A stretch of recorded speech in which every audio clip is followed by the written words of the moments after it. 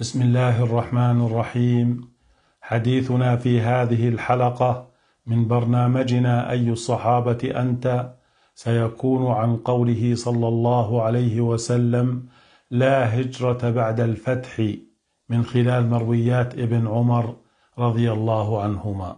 يروي التابع الجليل مجاهد ابن جبر المخزومي أنه قال لابن عمر رضي الله عنهما: إني أريد أن أهاجر إلى الشام. قال ابن عمر: لا هجرة ولكن جهاد، فانطلق فأعرض نفسك. وفي رواية قال ابن عمر: لا هجرة اليوم أو بعد رسول الله صلى الله عليه وسلم.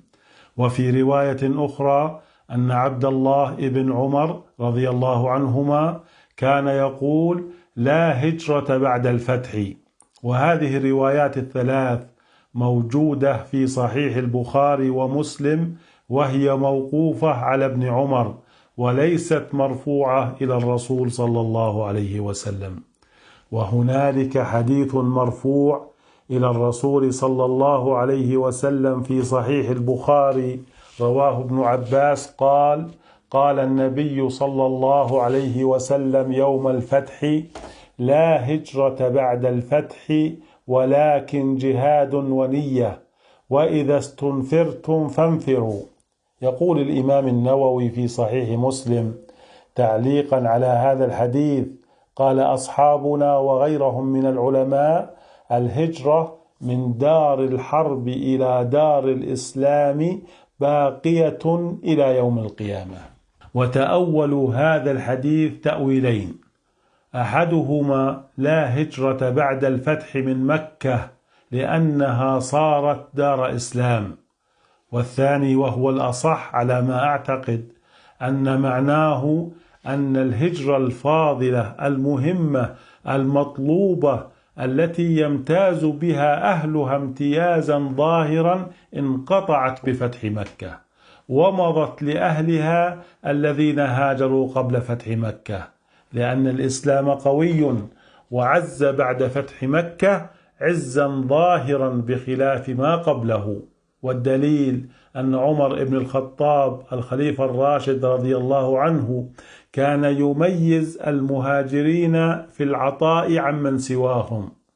ويقول الحافظ ابن حجر في فتح الباري: قوله صلى الله عليه وسلم لا هجرة بعد الفتح، أي فتح مكة الذي كان في السنة 8 من الهجرة.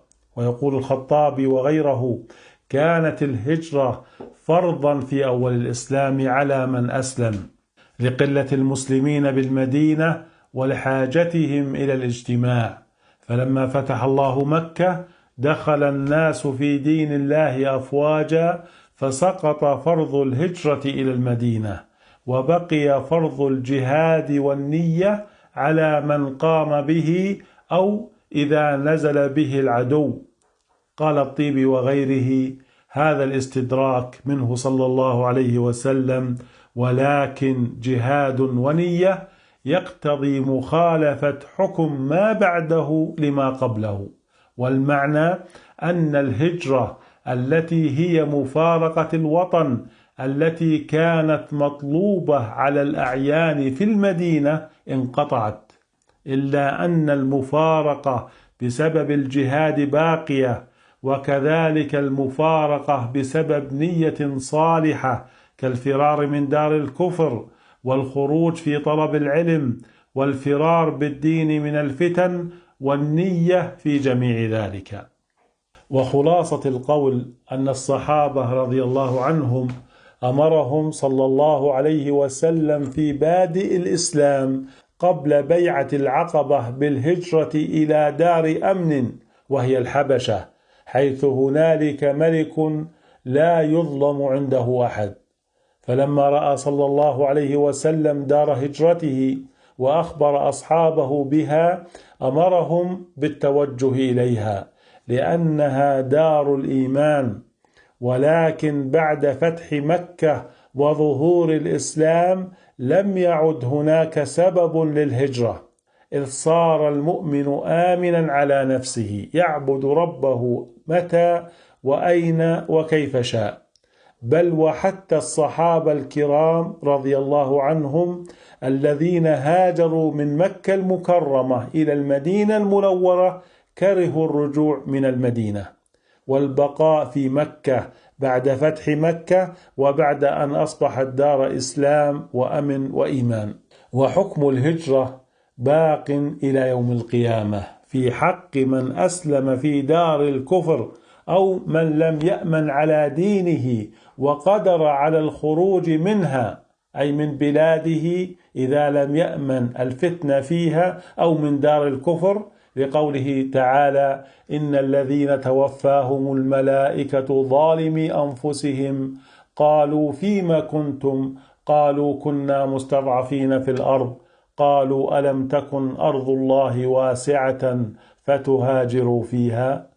ولكن واقع العالم الإسلامي الحالي هو واقع مؤلم، أصبح فيه المسلم يفر من بلاده ويهاجر إلى غير بلاد الإيمان، معرضا نفسه ودينه وأسرته للخطر بسبب الحرب الشرسة التي تمارس ضده في بلده، سواء حرب مباشرة أو من خلال الوكلاء، ومن قبل الذين لا يريدون للمسلم أن يمارس كافة شعائر ومطلوبات دينه في كافة مناحي الحياة كما أمر بها الله عز وجل ورسوله صلى الله عليه وسلم.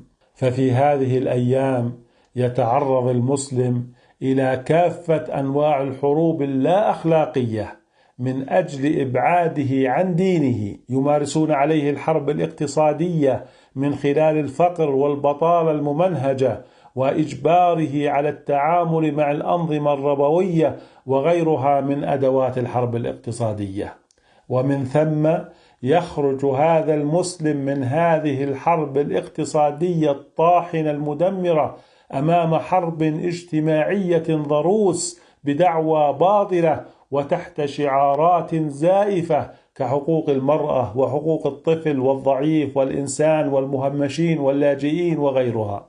فجراحات البعض المثقلة نتيجة الحرب الاقتصادية تجبره أحيانا إلى الانصياع والانسياق أمام جبروت الحرب الاجتماعية ومطلوباتها، والذي ينتج عنه ما نشاهده في مجتمعاتنا الإسلامية إنجاز التعبير من التفكك الأسري والعنوسة من قبل الشباب والبنات، وارتفاع نسبة الطلاق والخلع وتفشي الجريمة والمخدرات والسحر والشعوذة وغيرها، وفي النهاية إلى الشعور باللا أمل وانسداد الأفق، إذ أصبح الشاب المسلم وكما يقولون باللغة الإنجليزية hopeless homeless jobless، أي بلا أمل بلا عمل بلا مأوى، لأنه وكما يقول اليابانيون وبما يعرف عندهم بمختصر أسميه أنا الأنات الثلاثة: not in education, employment or training.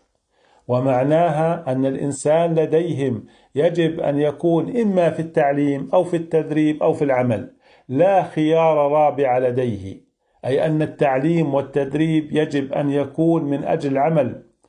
وهذه الأنات والحسرات الثلاثة والتي هي واقع المجتمعات الإسلامية هي من يطحن هذا المجتمع الإسلامي ومن يدفع بطاقاته البشرية مجبرة على الهجرة للهروب من هذا الجحيم ولو إلى جهنم والعياذ بالله.